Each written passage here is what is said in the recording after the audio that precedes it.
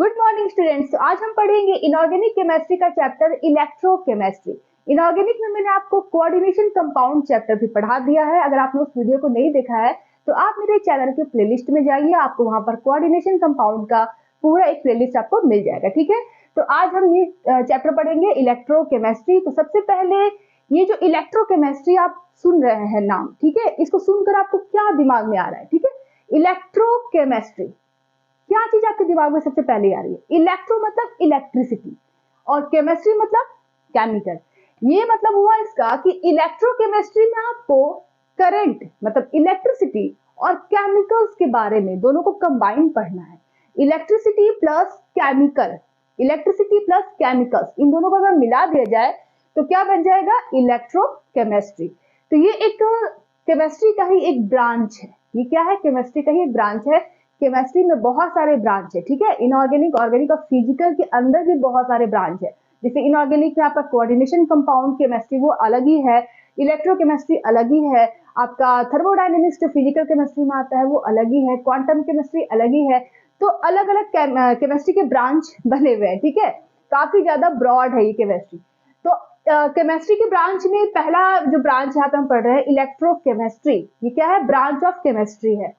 तो इसको हम डिफाइन कैसे करेंगे? तो electrochemistry is defined as that branch of chemistry which deals with the relationship between electrical energy and chemical changes। chemical changes मतलब, अरे केमिकल चेंजेस मतलब हुआ कि आपका केमिकल रिएक्शन हो रही है, ठीक है। तो and chemical changes taking place in redox reaction.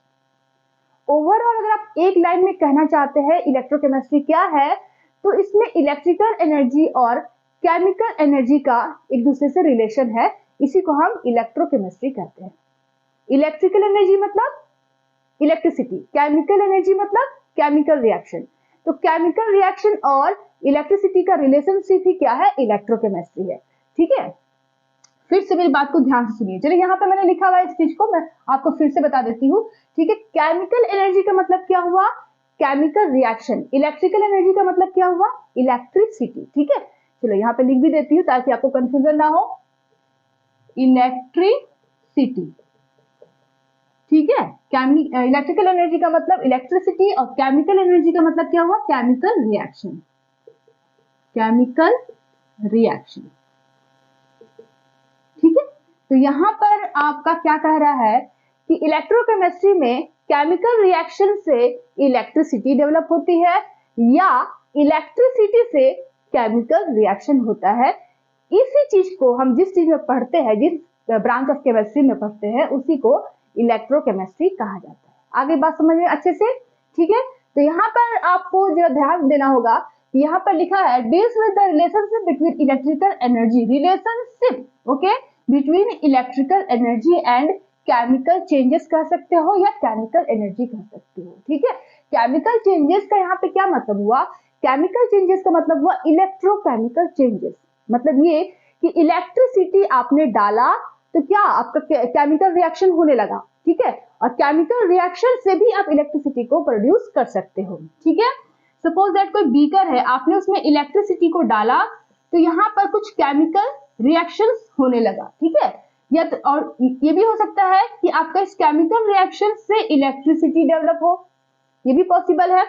Electricity आपने डाला तो यहाँ पर इस केमिकल में केमिकल रिएक्शन होने लगा, ठीक है, केमिकल चेंजेस होने लगा या केमिकल रिएक्शन होने लगा। ये भी हो सकता है कि इस केमिकल रिएक्शन की वजह से इलेक्ट्रिसिटी डेवलप हो। तो इलेक्ट्रिसिटी का यहाँ पर प्रोडक्शन भी हो सकता है, इलेक्ट्रिसिटी का यहाँ पर कंजप्शन भी हो सकता है। आई बस में इलेक्ट्रिसिटी का यहाँ पर कंजप्शन भी हो सकता है, ठीक है, उसका यूज करके केमिकल रिएक्शन भी हो सकता है, या इलेक्ट्रिसिटी को यहाँ पर प्रोड्यूस भी किया जा सकता है, उत्पन्न भी किया जा सकता है।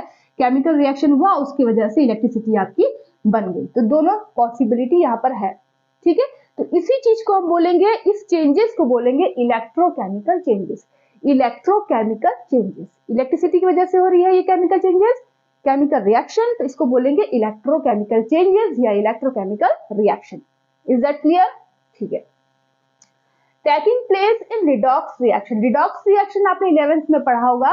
रिडॉक्स रिएक्शन का मतलब होता है ऐसा रिएक्शन जिसमें ऑक्सीडेशन रिएक्शन भी हो और रिडक्शन रिएक्शन भी हो। ऐसा केमिकल रिएक्शन जिसमें आपका एक साथ ही ऑक्सीडेशन रिएक्शन भी हो रहा हो और रिडक्शन रिएक्शन भी हो रहा हो। अब मुझे ये बताने की जरूरत नहीं पड़ेगी कि ऑक्सीडेशन क्या होता है और रिडक्शन क्या होता है, पता है ना आपको, 11th में आपने सब पढ़ा है, ठीक है। तो आपका यहाँ पर आप देख रहे हो ना कि इलेक्ट्रिसिटी आपने डाला तो इस केमिकल में केमिकल चेंजेस हो रहा है। तो ये केमिकल चेंजेस हो सकता है कि ऑक्सीडेशन भी उसमें हो रहा हो, या ये भी हो सकता है, या नहीं कहेंगे और कहेंगे ऑक्सीडेशन के साथ रिडक्शन भी हो रहा हो, ठीक है। तो दोनों ही तरह की केमिकल रिएक्शन इसमें हो रही है, ऑक्सीडेशन भी हो सकती है और रिडक्शन भी हो सकती है, मतलब कि ये पूरा रिडॉक्स रिएक्शन हो रहा है यहाँ पे। तो ये जो आपका केमिकल चेंजेस हो रहा है इलेक्ट्रिसिटी की वजह से taking place in redox reaction, ये केमिकल चेंजेस में क्या हो रहा है, तो रिडॉक्स रिएक्शन हो रहा है। इलेक्ट्रिसिटी आपने डाला इस केमिकल्स में तो केमिकल चेंजेस हुई, केमिकल रिएक्शन हुई, उस केमिकल रिएक्शन में ऑक्सीडेशन भी हो रहा है और रिडक्शन भी हो रहा है।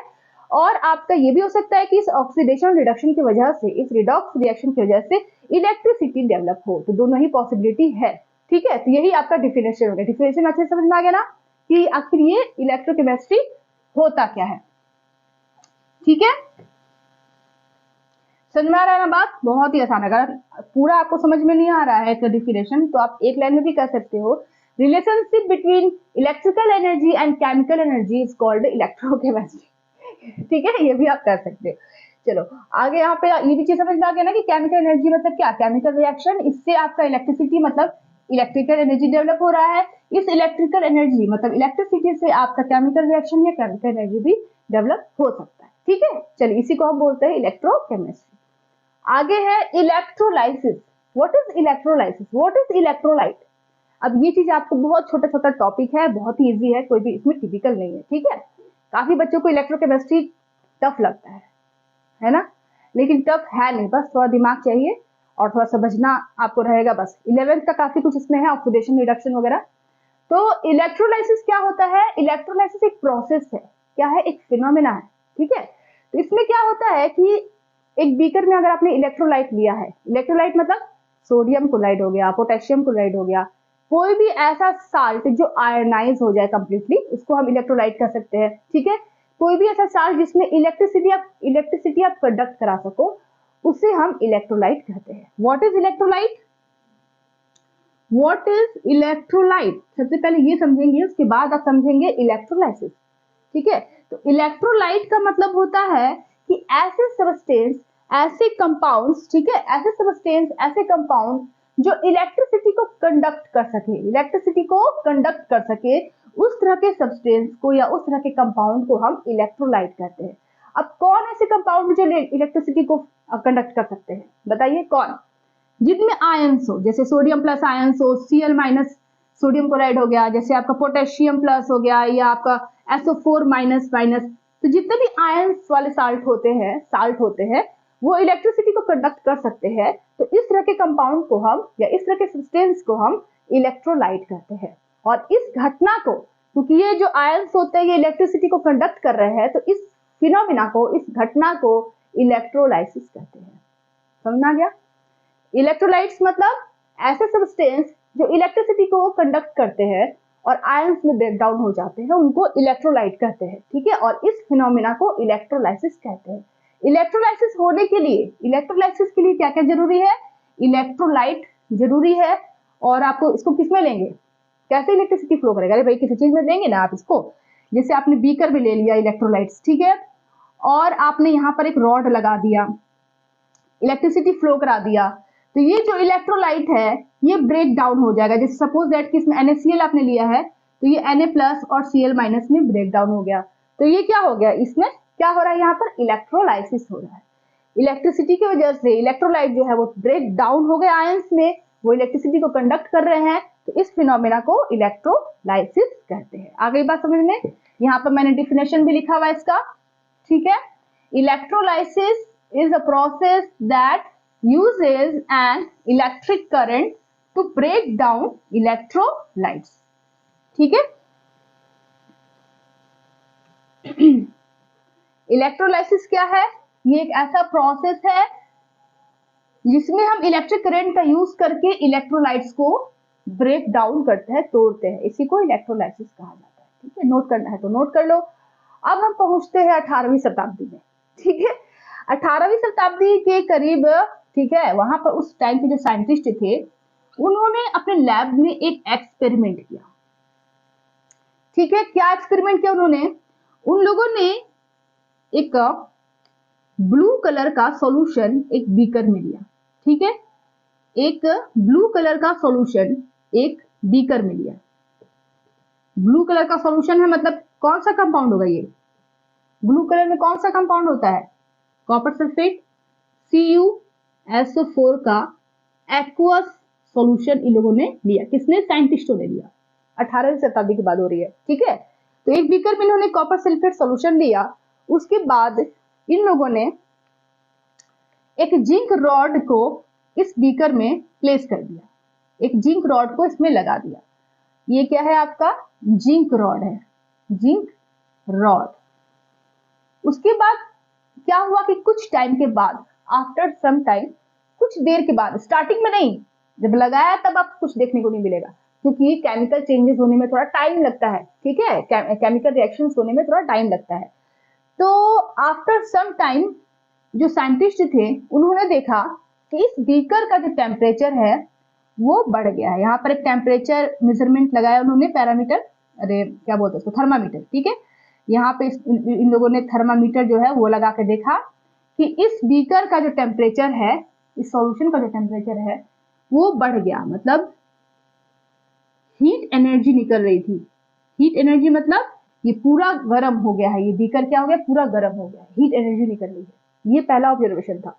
दूसरा, उन लोगों ने ये देखा कि ये जो जिंक रॉड है वो नीचे से ब्रेक डाउन हो रहा है। जहां पर कॉपर सॉल्यूशन था वहां पर ये ब्रेक डाउन हो रहा है, पतला हो रहा है, वजन में कम हो रहा है। पहले जितना इसका वेट था जिंक रॉड का, उतना वेट बाद में नहीं है, उसका वेट क्या हो गया? डाउन हो गया। ठीक है, तो यहां से इसका वेट डाउन हो गया जिंक रॉड का। जिंक रॉड का जो वेट था वो क्या हो गया? डाउन हो गया। ये दूसरा मेजरमेंट था उन लोगों का। ठीक है, दूसरा ऑब्जर्वेशन। तीसरा, उन लोगों ने देखा कि जो कॉपर सॉल्यूशन उन लोगों ने लिया था, ब्लू कलर का सॉल्यूशन, वो फेड्स अवे हो गया है। मतलब ब्लू कलर से वो स्काई ब्लू कलर में, थोड़ा सा व्हाइटिश टाइप में हो गया है। ठीक है, तीसरा उन लोगों का ऑब्जर्वेशन ये था कि जो कॉपर सल्फेट का जो सॉल्यूशन है उसका जो कलर है, ठीक है, कलर जो है उसका वो फेड्स हो गया, फेड्स अवे, हल्का हो गया, धीमा हो गया, लाइट कलर का हो गया। ठीक है, जो ब्लू सॉल्यूशन है वो क्या हो गया है? कलर जो है वो ब्लू से वो लाइट कलर का हो गया है, लाइट कलर का, लाइट ब्लू कर सकते हो। फिर चौथा, उन लोगों ने ये देखा कि जो जिंक रॉड है उसके नीचे या इस पूरे बीकर के नीचे, ठीक है, रेड कलर के कुछ इनसॉल्युबल प्रेसिपिटेट उन लोगों ने ऑब्जर्व किया। ठीक है, किसने? साइंटिस्टों ने। ये देखा कि भाई पहले जब हमने जिंक रॉड डाला तो ऐसा तो रेड रेड कुछ भी नहीं था, बाद में ऐसा क्या हुआ कि रेड कलर का प्रेसिपिटेट नीचे जमा हो गया है। तो उन लोगों ने चौथा ये ऑब्जर्वेशन निकाला कि बीकर के नीचे क्या था? रेड कलर का प्रेसिपिटेट उनको दिखा, जो क्या था? इनसॉल्युबल था, इनसॉल्युबल था। ठीक है, 4 ऑब्जर्वेशन उन लोगों ने इसको नोटिस किया। उसके बाद अपना बुद्धि और अपना दिमाग लगाकर उन लोगों ने कुछ रीजन दिया। इसको मैं साफ कर दूं क्या? लिख लिया हो ना आप सब? ठीक है, इसको मैं क्लीन कर फिर मैं आपको बताती हूँ कि उन साइंटिस्टों ने क्या अपना थ्योरी लगाया कि भाई ऐसा क्यों हुआ। ये चीज उन लोगों ने बताया।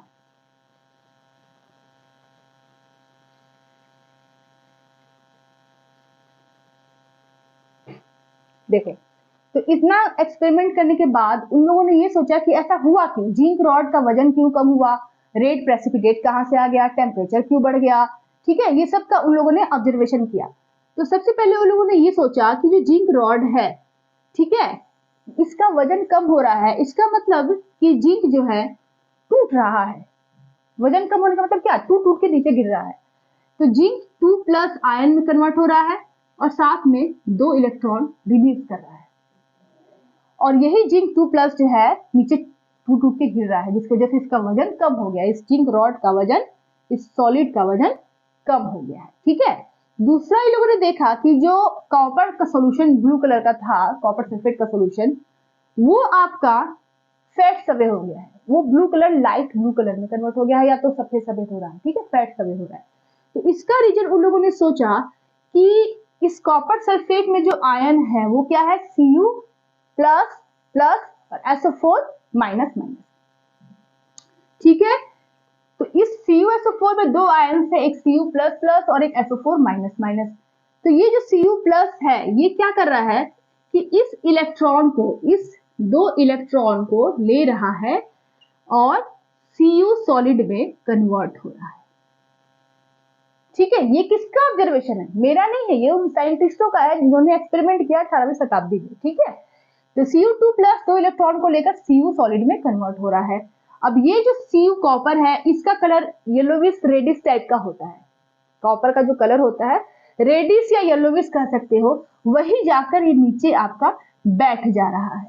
ठीक है, कि साइंटिस्टों ने ये ऑब्जर्वेशन अपना दिया कि ये जो रेड कलर का आपका बन रहा है यही प्रेसिपिटेट के फॉर्म में नीचे जाकर बैठ जा रहा है। अब ये बन कैसे रहा है, ये दो इलेक्ट्रॉन लेने की वजह से, क्योंकि ये तो Cu2 प्लस आयन के फॉर्म में है ना, तो ये दो इलेक्ट्रॉन्स को कहां से मिला, तो इस जिंक भाई साहब से मिला, क्योंकि ये अपना वजन कम कर रहा है।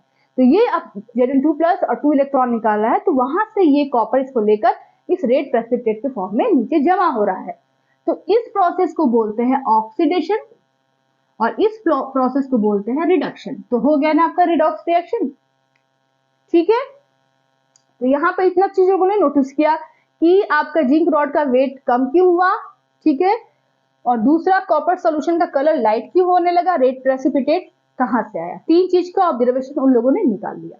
चौथा, अब यहाँ पर जो केमिकल रिएक्शंस हो रही है तो ये अपने आप हो रही है, स्पॉन्टेनियस हो रही है। ये केमिकल रिएक्शंस कैसे हो रही है, हम करा रहे हैं नहीं, हमने क्या किया, हमने बीकर लिया, उसमें कॉपर सॉल्यूशन, कॉपर सल्फेट डाला, जिंक रॉड डाला, भाग गए, बाद में आकर देखे तो भाई ये गर्म हो गया है।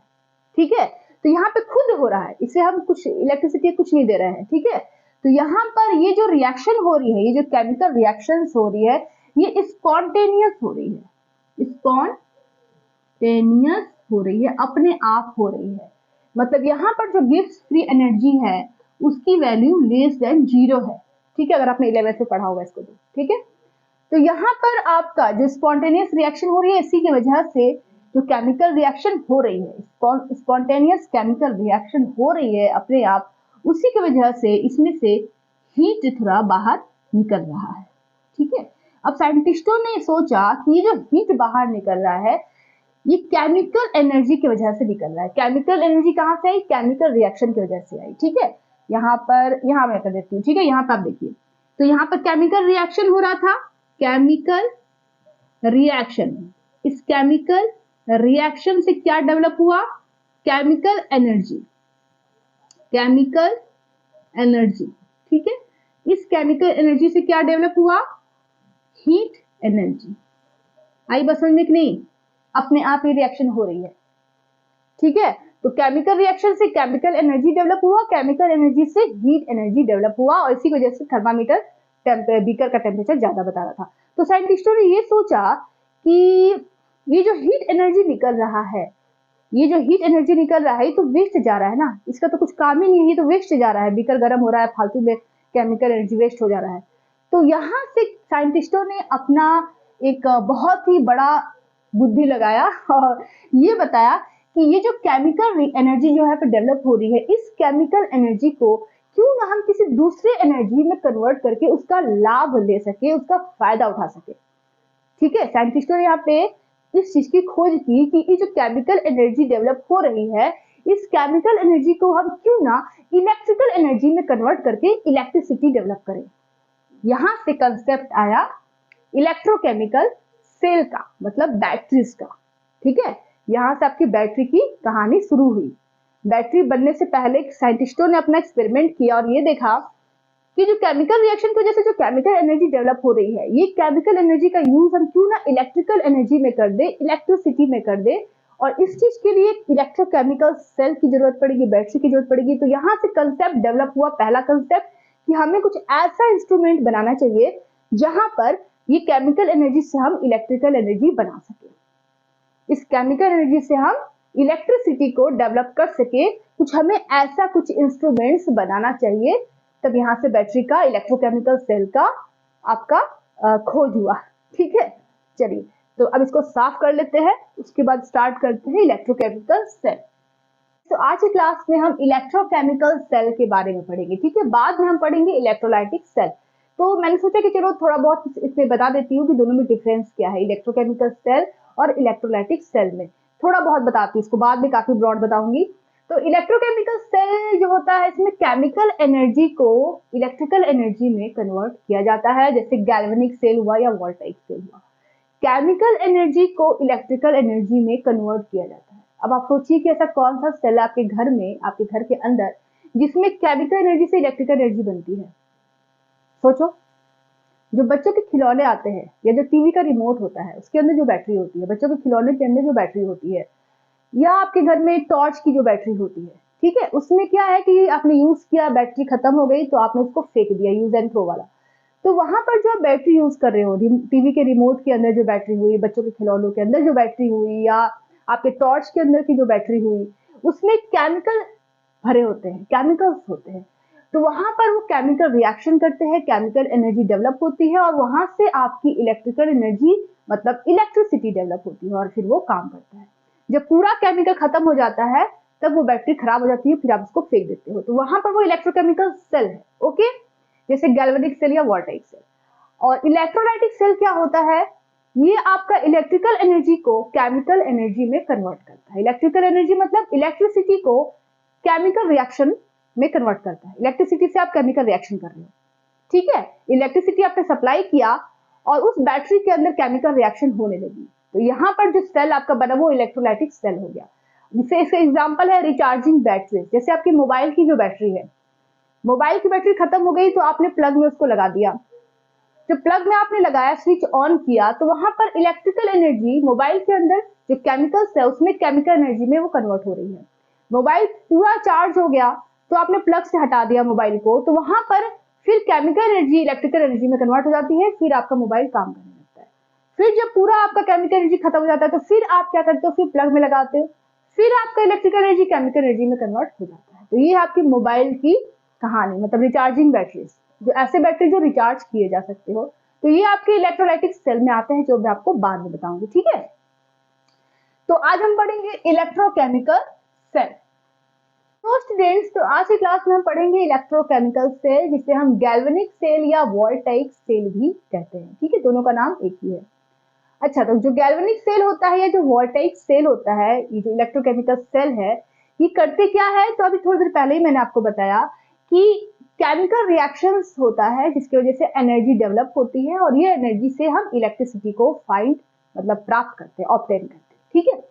तो यहाँ पर केमिकल रिएक्शन होगी जिससे केमिकल एनर्जी डेवलप होगी और इस केमिकल एनर्जी से इलेक्ट्रिकल एनर्जी बनेगी और इसी को हम इलेक्ट्रिसिटी कहेंगे, ओके। तो यहाँ पर ये चीज हो रही है। अब ये जो केमिकल रिएक्शन हो रही है, ये कैसे हो रही है, हम करा रहे हैं? नहीं, हम नहीं करा रहे हैं। ये जो केमिकल रिएक्शन हो रही है ये स्पॉन्टेनियस हो रही है, अपने आप हो रही है, ठीक है, अपने आप ये केमिकल रिएक्शन होगी, जिसकी वजह से केमिकल रिएक्शन में आपकी हीट एनर्जी डेवलप होगी या केमिकल एनर्जी डेवलप होगी और ये केमिकल एनर्जी से आप इलेक्ट्रिकल एनर्जी आपकी बनेगी, ठीक है।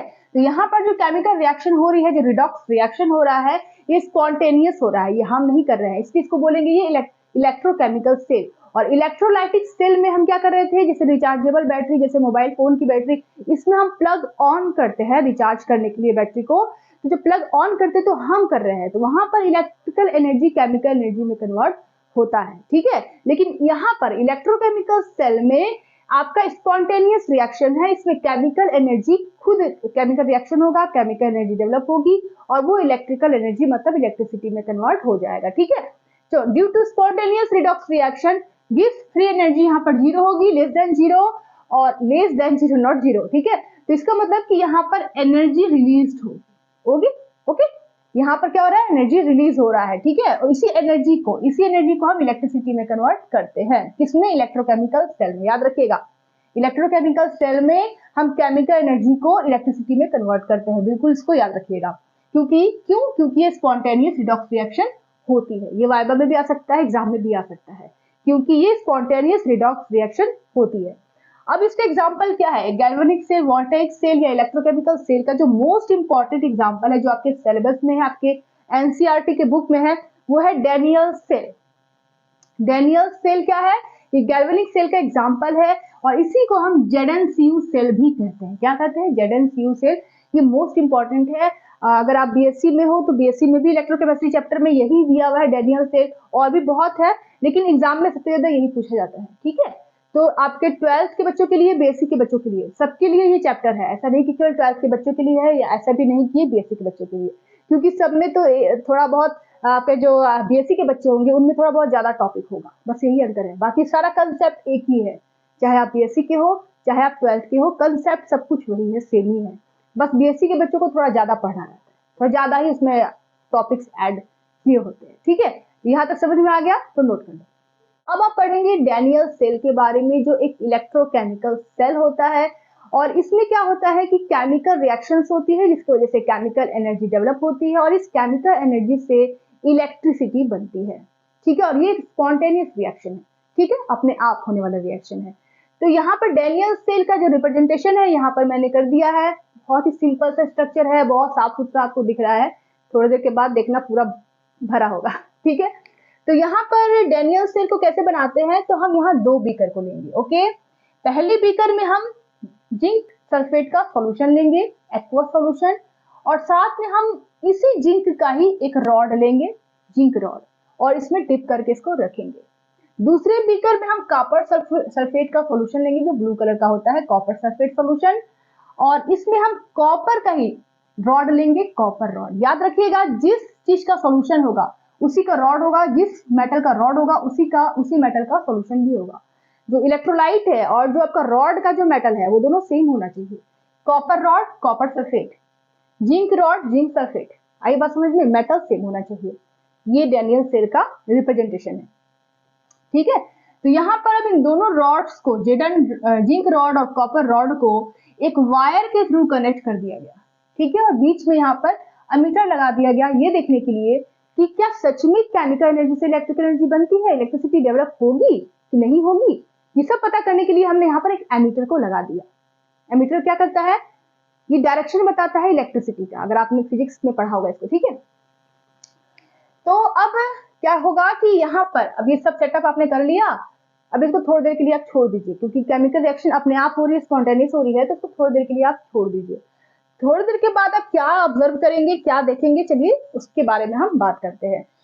थोड़ी देर के बाद जो जिंक है, जिंक जो है रॉड, जो ZnSO4 के सॉल्यूशन में डिप हुआ है, ये क्या करेगा कि जिंक जो है ये बाहर की तरफ मूव होने लगेगा। किस फॉर्म में? Zn2+ के फॉर्म में, और इलेक्ट्रॉन्स को पीछे अपने छोड़ते जाएगा। ठीक है, जिंक जो है, जिंक यहाँ पर ये प्लस इसके ऊपर नहीं है, ये प्लस आपके बीच में है, जैसे आप ऐड करते हो 1 + 1 उस तरह से ये प्लस इस जिंक के ऊपर है। अब यहाँ पर जो जिंक मेटल का ये जो रॉड है, जब आपने ZnSO4 में इसको डाला तो ये क्या करेगा कि ये जिंक जो है अपने 2-2 इलेक्ट्रॉन्स को इस रॉड पर छोड़कर ये कूद कर इस सॉल्यूशन में आने लगेगा।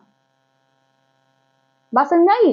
ये जिंक मेटल अपने इलेक्ट्रॉन्स को यहाँ पर लूज करेगा रॉड पर, और जिंक सॉल्यूशन में गिरने लगेगा, आने लगेगा आयन के फॉर्म में, Zn2+ के फॉर्म में।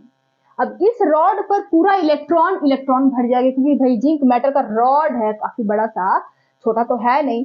तो एक जिंक अब 2 इलेक्ट्रॉन को रिलीज कर दिया, फिर दूसरा जिंक जो होगा वो भी 2 इलेक्ट्रॉन को रिलीज कर देगा, फिर तीसरा जो जिंक होगा वो भी 2 इलेक्ट्रॉन को रिलीज करेगा, फिर जो चौथा जिंक होगा वो भी जिंक +2 में इसमें चला जाएगा और 2 इलेक्ट्रॉन को पीछे इस रॉड पर छोड़ते जाएगा। बात समझ में आ रही है?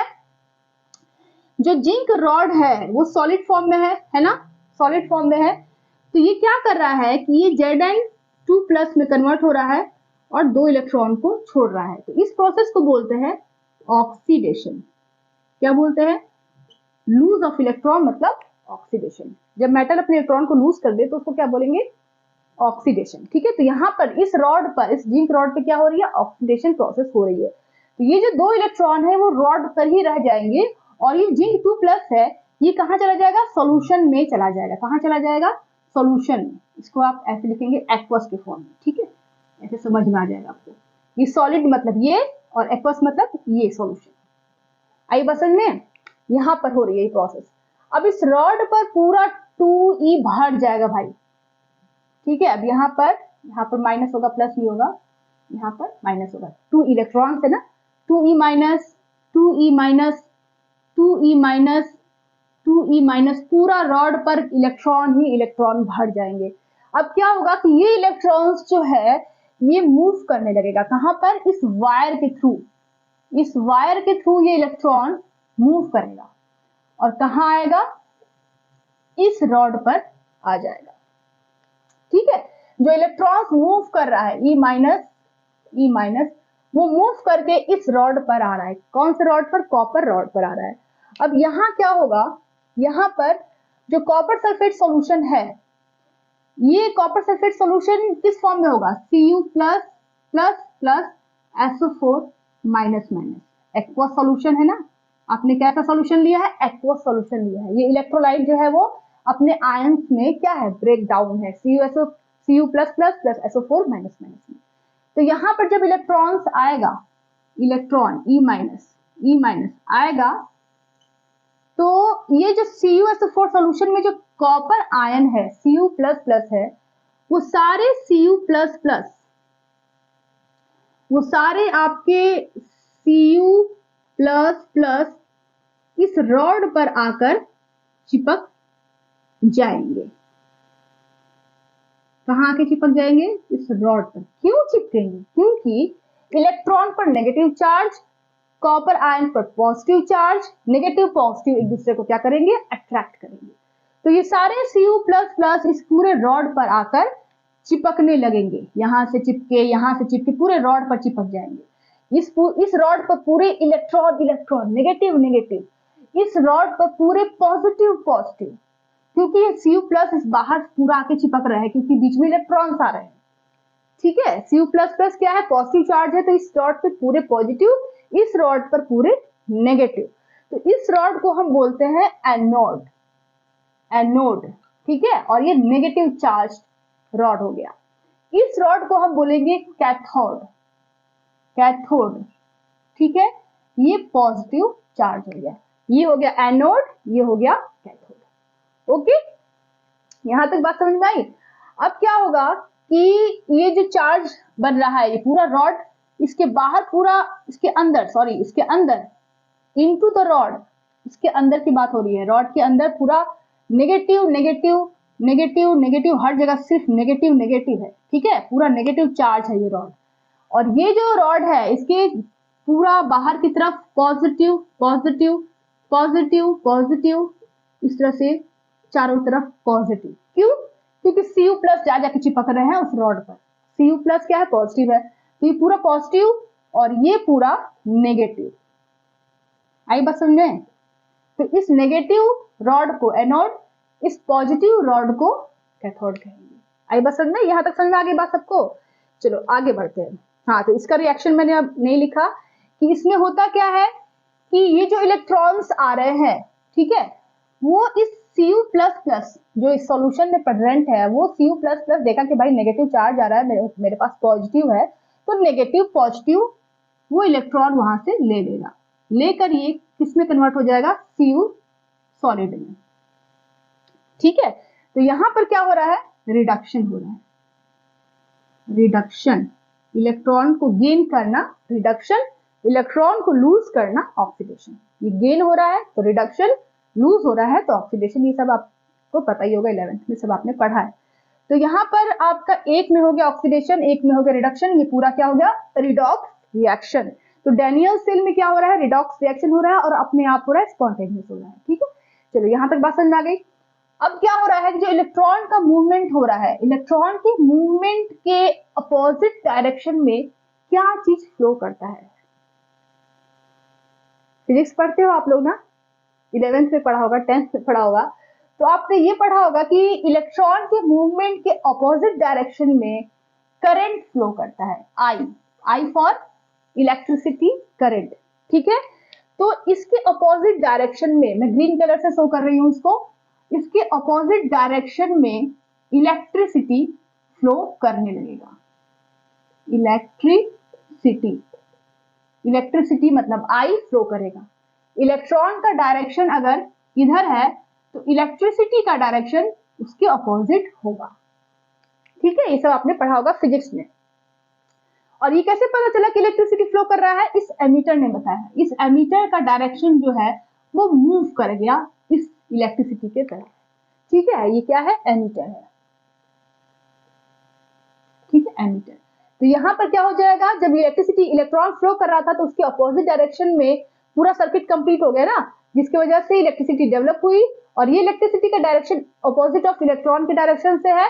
तो एमीटर का जो आपका जो उसमें सुई वगैरह होता है वो आपका इलेक्ट्रिसिटी की तरफ मूव कर गया। मतलब ये कि इस वायर में इलेक्ट्रिसिटी डेवलप हो गया, बन गया। आई बात समझ में? हमारा एक्सपेरिमेंट सफल हो गया। तो ये है आपका डैनियल सेल। ठीक है, इसको अच्छे से नोट कर लीजिए। और अब जो मैं बताने जा रही हूँ बहुत ध्यान से मेरी बात को सुनिए। अब यहाँ पर क्या होगा कि ये प्रोसेस तो ठीक है भैया, इलेक्ट्रिसिटी बन गई, सब काम हो गया हमारा, लेकिन क्या ये हमेशा ऐसे ही होते रहेगा? बीच में कुछ प्रॉब्लम नहीं आएगी? ऐसा कोई कहानी नहीं है जिसमें प्रॉब्लम ना हो।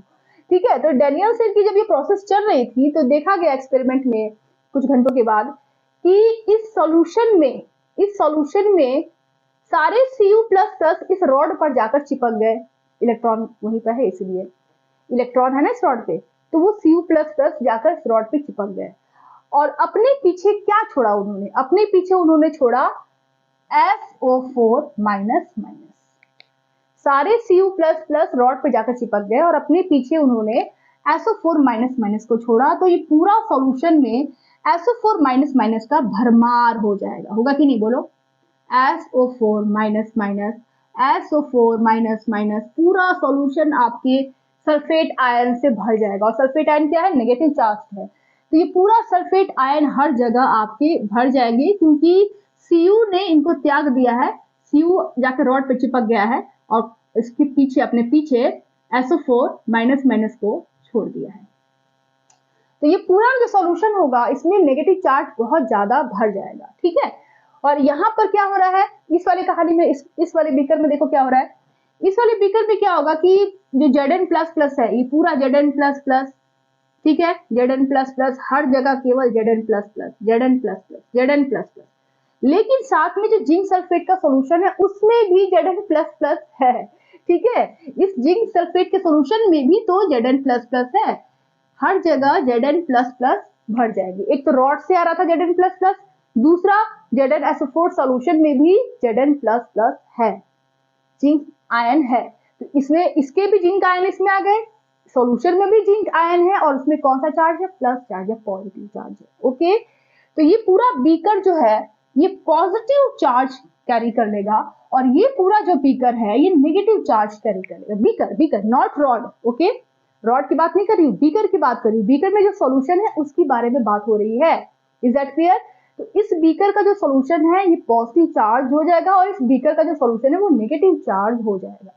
अब क्या होगा कि जो इलेक्ट्रॉन्स यहाँ पर बन रहे थे, इस रॉड में जो इलेक्ट्रॉन्स बन रहे थे, वो इलेक्ट्रॉन्स अब बाहर नहीं जा पा रहे हैं। वो वायर के थ्रू यहाँ पर नहीं आ पा रहे हैं। क्यों नहीं आ पा रहे हैं? क्योंकि जो पूरा जो सॉल्यूशन है वो पॉजिटिव हो गया, और यहाँ पे इलेक्ट्रॉन्स को वो क्या करेगा? जाने देगा बाहर। पॉजिटिव कभी नेगेटिव को बाहर जाने देगा? नहीं। वो पॉजिटिव नेगेटिव पर अट्रैक्टिव फोर्स लगाने लगेगा। इलेक्ट्रोफोर्टी क्या बोलते हैं? इलेक्ट्रो अट्रैक्शन फोर्स जो बोलते हैं, इलेक्ट्रोमोटिव फोर्स, वो लगने लगेगा। ठीक है, तो यहाँ पर ये जो पूरा सॉल्यूशन है आपका पॉजिटिव हो गया और ये रॉड पे नेगेटिव है। तो ये सॉल्यूशन का पॉजिटिव इस इलेक्ट्रॉन को बाहर की तरफ निकलने नहीं देगा, उसको अट्रैक्ट करेगा अपने तरफ। Zn++ अपने तरफ अट्रैक्ट करेगा, जिसकी वजह से इलेक्ट्रिसिटी कम डेवलप होने लगेगी। वायर में इलेक्ट्रॉन जब मूव ही नहीं करेंगे तो करंट कहाँ से फ्लो करेगा? इलेक्ट्रिसिटी कहाँ से डेवलप होगी?